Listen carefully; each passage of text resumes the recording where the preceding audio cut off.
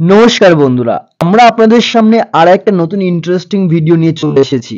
বাঙালির রক্তে ভ্রমণ। বছরে 2 থেকে 3 বার ঘুরতে না যেতে পারলে কেমন যেন দম বন্ধ হয়ে আসে। আমাদের দেশ ভারতবর্ষে ঘোরার জায়গা হাজার হাজার রয়েছে, তবুও আমাদের অনেকেরই সুপ্ত একটা বাসনা থাকে, সেটা হলো জীবনে একবার হলেও মালদ্বীপে যাব। জীবন ধন্য হয়ে যাবে একথা অস্বীকার করার কোনো জায়গা নেই যে মালদ্বীপ খুবই মনোরম একটা পর্যটন কেন্দ্র। কিন্তু বাঙালিদের সমস্যাটা হলো ঘরের ঠাকুর ফেলে বিদেশের কুকুর ধরতেই চলে যাই আমরা। আমাদের দেশে মালদ্বীপের মতো আরেকটা অসাধারণ দ্বীপ রয়েছে, যেদিকে আমরা ঘুরেও তাকাই না। ঠিকই ধরেছেন, লাক্ষাদ্বীপের কথাই বলছি। দীর্ঘদিন অজ্ঞাতবাসে থাকার পর পর্যটন মানচিত্রে হঠাৎ করে জেগে উঠেছে এই দ্বীপ। সৌজন্যে আমাদের প্রধানমন্ত্রী তিনি যাওয়ার পরেই হাওয়া ঘুরে গেছে। পর্যটকরা এখন লাক্ষাদ্বীপ যাওয়ার জন্য ভিড় জমাচ্ছেন। লাক্ষাদ্বীপের পর্যটন পরিকাঠামো বাড়াতে যুদ্ধকালীন তৎপরতায় কাজ শুরু করে দিয়েছে কেন্দ্র সরকার। শুনলে আশ্চর্য হবেন, লাক্ষাদ্বীপকে তুলে ধরতে ভারতের সাথে হাত মিলিয়েছে ইসরায়েলও। কয়েকদিন আগে পর্যন্ত ঘুমন্ত দ্বীপ হয়ে সমুদ্রের কোলে শুয়েছিল, তাকেই যেন সোনার কাঠি ছুঁয়ে দিয়ে গেলেন নরেন্দ্র মোদী। সেই পরশেই রাতারাতি বদলে গেল দক্ষিণ এশিয়ার পর্যটন কেন্দ্র লাক্ষাদ্বীপ। এবছরের একেবারে শুরুতে লাক্ষাদ্বীপ গিয়েছিলেন নরেন্দ্র মোদী। সেখানকার মনোরম পরিবেশে অবসর সময় কাটানোর কয়েকটা ছবিও শেয়ার করেছিলেন সোশ্যাল মিডিয়াতে। আর লিখেছিলেন, আমি এখনো এই দ্বীপপুঞ্জের সৌন্দর্য এবং সেখানকার মানুষজনের আন্তরিক অভিনন্দনে বিস্মিত। কয়েক মুহূর্তে মোদির পোস্ট করা সেই ছবি গোটা ভারতবর্ষে ম্যাজিকের মতন ছড়িয়ে পড়ে। ছবি দেখার পর লাক্ষাদ্বীপ নিয়ে পর্যটকদের আগ্রহ কয়েক গুণ বেড়ে যায়। একই সাথে কাজ করছে মালদ্বীপের সাথে ভারতের বিরোধ। সেই সঙ্গে ইন্টারনেটে লাক্ষাদ্বীপ নিয়ে সার্চ বাড়ছে। শুধু যে ভারতীয়রা সার্চ করছে তা নয়, বিশ্বের নানা প্রান্ত থেকে লাক্ষাদ্বীপকে নিয়ে সার্চ বাড়ছে। বিভিন্ন তথ্য থেকে জানা যায়, মোদির যাওয়ার পর থেকেই লাক্ষাদ্বীপ নিয়ে নানা অনুসন্ধান বেড়ে চলেছে। প্রথম 3 দিনে সার্চ বেড়েছে 3400%, যা গত 20 বছরে দেখা যায়নি। সকলেই জানতে চাইছে লাক্ষাদ্বীপের প্যাকেজ, লাক্ষাদ্বীপে কোথায় কি রয়েছে, বিমানের ভাড়া। শুধু সার্চই নয়, শত শত পর্যটক ইতিমধ্যে লাক্ষাদ্বীপে পা রেখেছেন, অথবা অনেকেই যারা যাওয়ার পরিকল্পনাও করে ফেলেছেন। রাতারাতি উপচে পড়ছে ট্রাভেল এজেন্টদের অফিস। হোটেল বুকিং এ ভিড় পড়ে গিয়েছে। ভ্রমণ সংস্থাগুলো বিভিন্ন অফার দিতে শুরু করেছে। শুধুমাত্র যে সাধারণ মানুষ তা নয়, এতদিন যেসব সেলিব্রিটিরা মালদ্বীপকে নিজের অবসর যাপনের আদর্শ জায়গা বলে মনে করতেন, তাদেরও মন জমেছে লাক্ষাদ্বীপে। সচিন তেন্ডুলকর থেকে হার্দিক পান্ডিয়া, সুরেশ রায়না, অক্ষয় কুমার, সালমান খান, কঙ্গনা রানাওয়াত, জন আব্রাহিম থেকে শুরু করে শ্রদ্ধা কাপুর, আরো অনেক তারকারা লাক্ষাদ্বীপের প্রশংসা করছেন।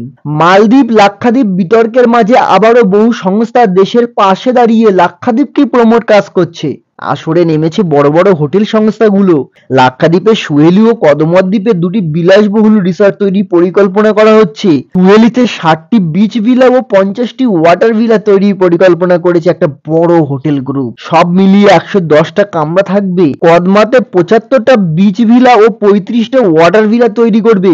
রিসর্টগুলি 2026 সালে খোলা হবে বলে আশা করা যাচ্ছে। দ্বীপগুলি পরিবেশ ও ইকোসিস্টেমের উপরে গুরুত্ব দিয়ে এই রিসর্টগুলি তৈরি করা হবে। আরো একটি নতুন বিমানবন্দর পাচ্ছে লাক্ষাদ্বীপ।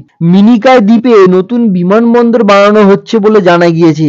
লাক্ষাদ্বীপে পর্যটকদের কাছে নতুন দিগন্ত খুলে দেবে এই এয়ারপোর্ট। আগামী দিনে 20,000 কোটি টাকারও বেশি বিনিয়োগের আশা করছেন প্রফুল্ল প্যাটেল। একই সাথে তিনি জানিয়েছেন, এই মুহূর্তে লাক্ষাদ্বীপে হোটেল বা অনলাইন পারমিট পেতে কোনো সমস্যাই হবে না। পর্যটকরা নিশ্চিন্তে এই দ্বীপে ভ্রমণের পরিকল্পনা করতেই পারেন। বিদেশিরা হামলে পড়ার আগে ঝট করে একবার আপনারাই ঘুরে আসুন নীল সাগরের দ্বীপে। জানি আপনারা কি ভাবছেন, খরচ কত হবে, তাই তো? আন্দামান যেতে যতটা খরচ করেন তার কাছাকাছি খরচ করলেই আপনারা লাক্ষাদ্বীপ যেতে পারবেন। এমনকি যারা আন্দামান যায় তাদের মধ্যে অনেকেই একেবারে লাক্ষাদ্বীপটা ঘুরে আসেন। লাক্ষাদ্বীপ যাওয়ার জন্য পারমিট লাগে, অনলাইনে আবেদন করতে হয়, আর সেটা পাওয়া খুবই সহজ। লাক্ষাদ্বীপ এমন একটা জায়গা, ঠিক যেন এক টুকরো স্বর্গ। যেমন প্রাকৃতিক সৌন্দর্য, তেমনি অ্যাডভেঞ্চার। যেমন সুইমিং, নংকেলিং, ওয়াটার স্পোর্টস, ভাবলেই মনটা যেন কেমন উড়ু উড়ু করে। তবে কলকাতা থেকে সরাসরি কোনো ফ্লাইট নেই, দিল্লি থেকে বিমান ধরতে হবে, অথবা হাওড়া থেকে ট্রেন ধরে কেরালার এর্নাকুলামে গিয়ে সেখান থেকে সমুদ্র পথে লাক্ষাদ্বীপ। আরব সাগরের বুকে সবুজে ঘেরা দ্বীপ, স্বচ্ছ নীল জল আর নীল দিগন্ত সেখানে যেন একসাথে মিশে যায়। সেই সৌন্দর্য ভাষায় ব্যাখ্যা করা যায় না, কিন্তু এতদিন মালদ্বীপ নামে একটা পর্দার আড়ালে ঢাকা পড়েছিল সেই রূপ। সেই পর্দা এক টানে সরিয়ে দিয়েছেন ভারতের প্রধানমন্ত্রী নরেন্দ্র মোদী। ভারতের দক্ষিণ পশ্চিম উপকূল থেকে প্রায় 200 কিলোমিটার দূরে হাত ধরাধরি করে দাঁড়িয়ে আছে ছোট ছোট প্রবাল দ্বীপ। সংখ্যায় 36টা, তাদের নিয়েই তৈরি হইল লাক্ষাদ্বীপ। আয়তন মাত্র 32 বর্গ কিলোমিটার। মালদ্বীপের আয়তনের সিকিভাগ হলেও তাকে যখন তখন চ্যালেঞ্জ জানাতে পারে ভারতের সব থেকে ছোট এই কেন্দ্রশাসিত অঞ্চল লাক্ষাদ্বীপ।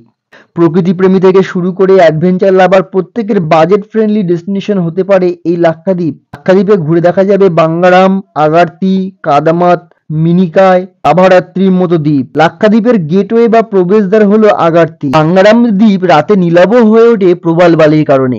এখানে এশিয়ান ডলফিন থেকে অক্টোপাস সবই দেখতে পাবেন। আভারাত্রি দ্বীপও দারুণ সুন্দর। এখানকার আদিবাসী গ্রাম, 52 মসজিদ ঘুরে দেখতে দেখতে একটা অন্য জগতে চলে যাবেন। ভার্চুয়াল আন্ডার ওয়াটার মিউজিয়ামে জাহাজের ধ্বংসাবশেষ ঘুরে দেখার সুযোগ রয়েছে।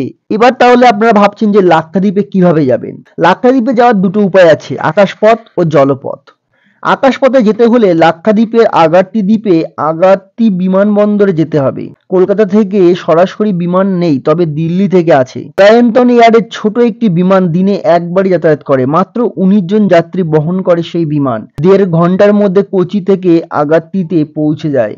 আকাশ পথের তুলনায় রেল ও সমুদ্র পথে যাওয়ার অনেক অপশন আছে। হাওড়া ও কলকাতা থেকে কেরলের এর্নাকুলাম পর্যন্ত ট্রেনে যাওয়া যেতে পারে। এর্নাকুলাম থেকে 7টি জাহাজ পর্যটকদের নিয়ে লাক্ষাদ্বীপে যাতায়াত করে। সাধারণত 14 থেকে 18 ঘন্টা লাগে জাহাজ পথে। 3-4 দিনের খরচ হতে পারে 30 থেকে 60,000 টাকা। লাক্ষাদ্বীপ ঘুরতে গেলে পারমিট বা বিশেষ অনুমতি নিয়ে আসতে হবে। পারমিট পেতে গেলে অনলাইনে আবেদন করতে হবে। এর জন্য নির্দিষ্ট ওয়েবসাইটে গিয়ে ফর্ম ফিল আপ করতে হবে। কবে যেতে চান, কদিন ঘুরতে চান তার তথ্য দিয়ে ফর্ম ফিল আপ করতে হবে। তারপর অনলাইনে পেমেন্ট করতে হবে। ফর্ম ফিল আপ করতে খুব বেশি টাকা লাগে না। বেড়াতে যাওয়ার ঠিক 15 দিন আগে আবেদনকারীর কাছে ইমেলে চলে আসবে পারমিট।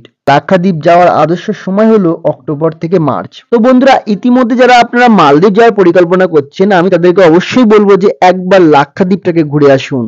অপরূপ সুন্দর জায়গা।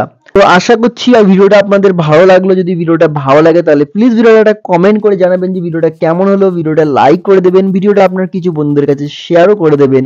আর যদি আপনারা চ্যানেলে নতুন হয়ে থাকেন তাহলে প্লিজ চ্যানেলটি সাবস্ক্রাইব করে দেবেন। তো আজকের মতো আমরা ভিডিওটা এখানেই শেষ করছি। দেখা হচ্ছে আরো একটা নতুন ভিডিওতে। ততদিন আপনারা ভালো থাকবেন, সুস্থ থাকবেন, আর দেখতে থাকবেন দ্য চিরকুট বক্স।